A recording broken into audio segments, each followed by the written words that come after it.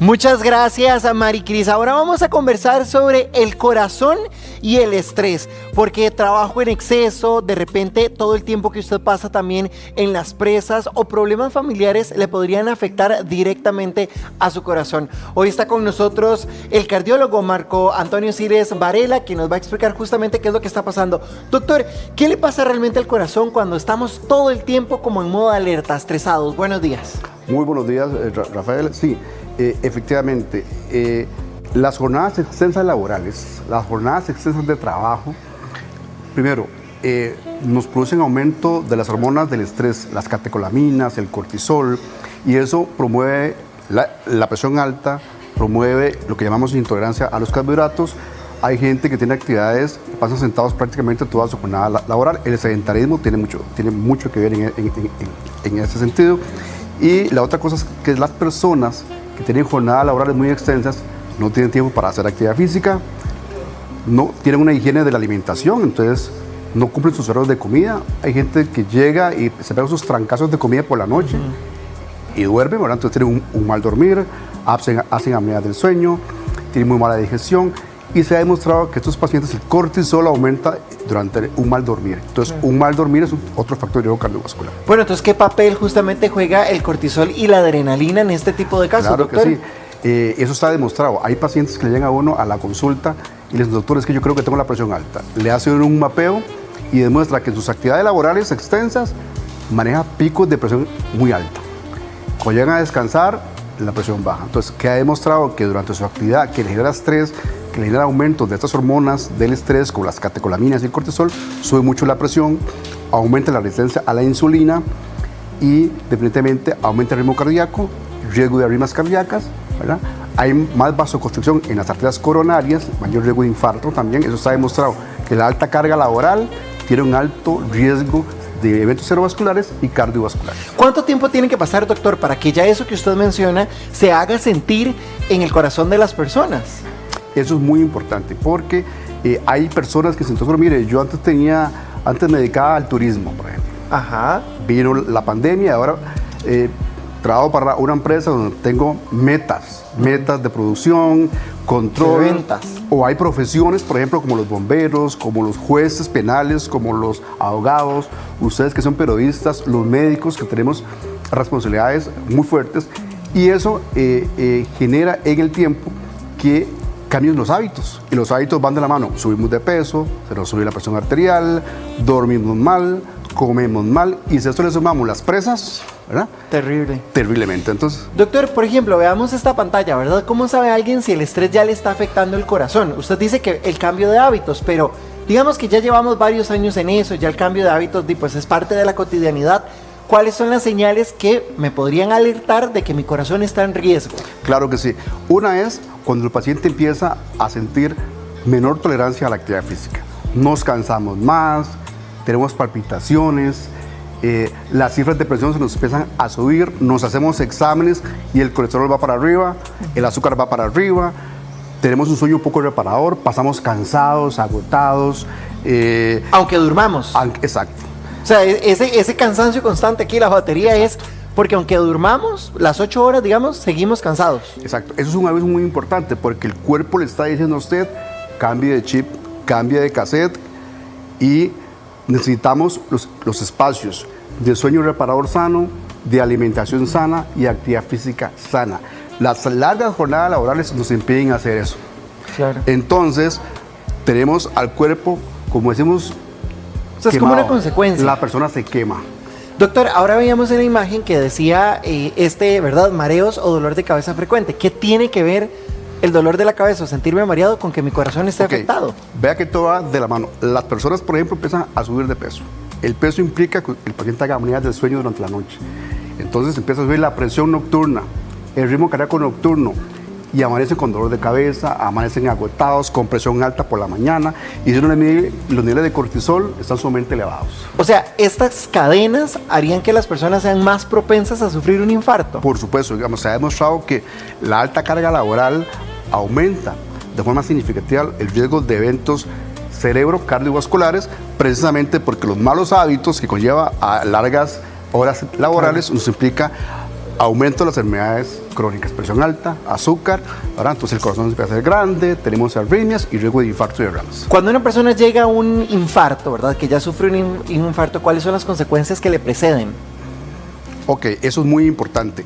Usualmente las enfermedades cardiovasculares o los factores de riesgo son silentes. Entonces el paciente puede estar hipertenso, el paciente puede estar con azúcar alta, colesterol alto y como no se revisan, generalmente no lo revisamos, entonces pasa desapercibida. Después del infarto viene la gran pregunta, ¿cuándo me incorporo a las actividades laborales? Claro. Y sobre todo, si tengo una alta carga laboral, viene el problema, ¿verdad? Porque hay una readaptabilidad a esa actividad laboral donde el paciente hay que educarlo en la parte de rehabilitatoria y en que tiene que cambiar definitivamente el cassette. Tiene que dedicarse a su salud cardiovascular, a hacer ejercicio, a comer sano.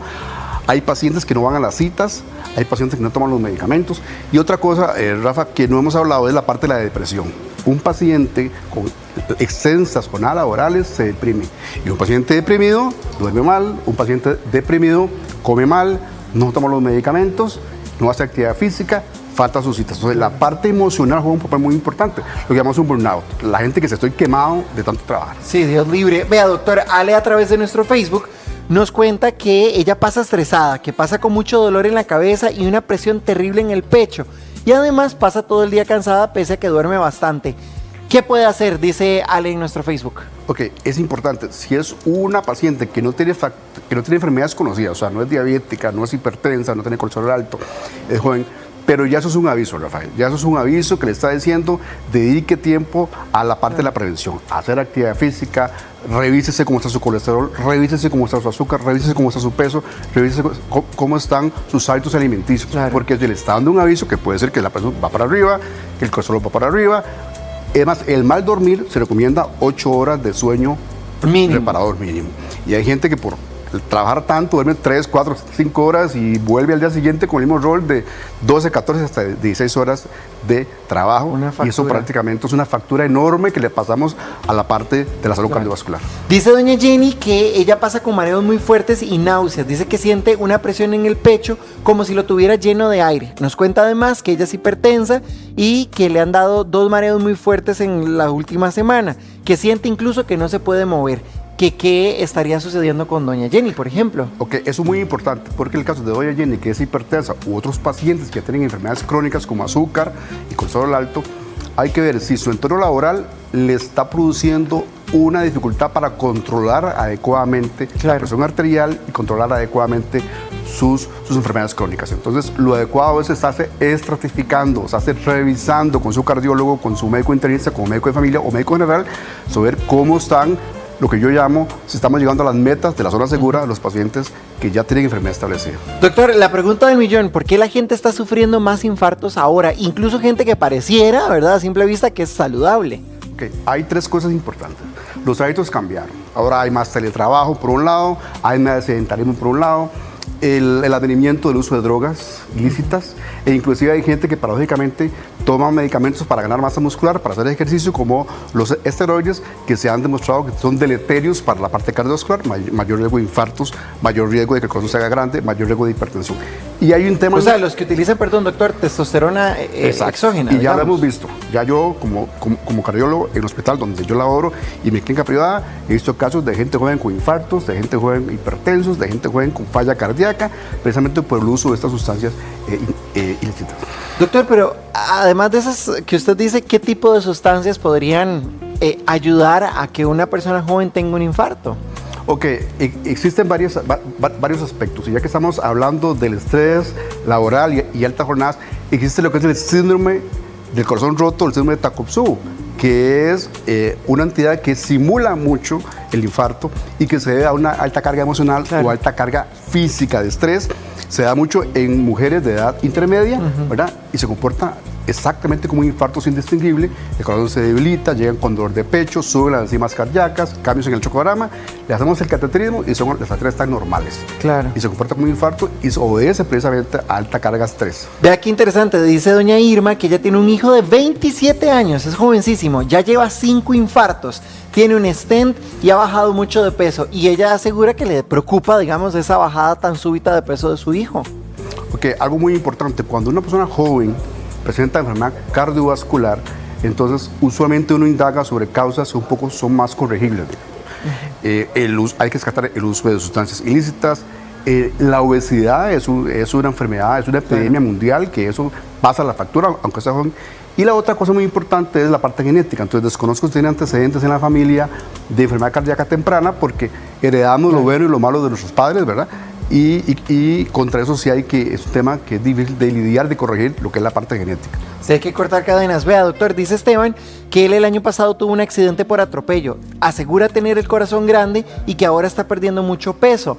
¿Por qué podría ser esto? Ok, hay una condición que se llama caquexia cardíaca, cuando es un estado casi terminal, cuando el corazón está débil, se dilata, está grande, está muy deteriorado.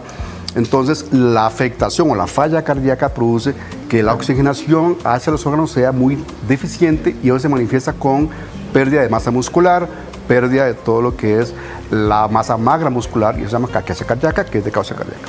Dice también Pau que ella tiene 19 años, padece de la presión, dice que amanece con mucho dolor de cabeza, toma enanapril de 20, pero no le ayuda, ella tiene presión alta.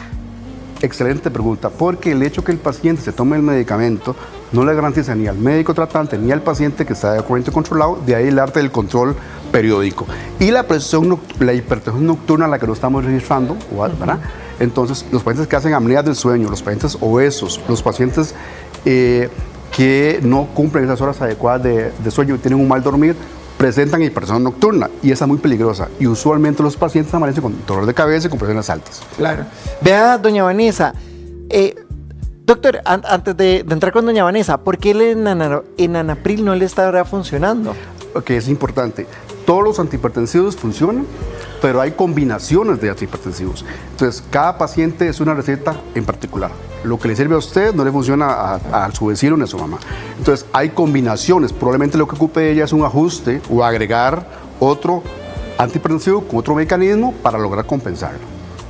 Dice doña Vanessa que a ella le da dolor en el pecho, que le empieza desde la cabeza y se le va hasta la mandíbula, y luego al pecho y al brazo izquierdo. ¿Qué podría ser esto? ¿Una señal de qué? Que eso es muy importante. Son síntomas muy típicos de lo que llamamos angina de pecho, de lo que llamamos que el corazón está avisando que hay un riesgo de infarto, ¿verdad? Que hay que revisarse. Sería adecuado hacer una prueba de esfuerzo para poder objetivizar si esas molestias obedecen o no a obstrucción en las arterias coronarias, las arterias del corazón, que se manifiesta por dolor, claro, se da para la mandíbula, etcétera. Bueno, saludos a doña Amiga y a doña Rosibel, que dice que ella tiene muchas palpitaciones en la noche y que le cuesta dormir. Extraño porque está en reposo, pero está agitada. Eso le genera mucho insomnio y ahora que está hablando de eso, le preocupa. ¿Qué podría estar pasando? Excelente, porque eso tiene que ver con la parte eléctrica del corazón, que llamamos arritmias cardíacas. Entonces, hay pacientes que tienen un descontrol en su ritmo cardíaco, entonces están en reposo y su doctor viera, claro, siento que el corazón se me va a salir, siento claro, palpitaciones, me despiertan.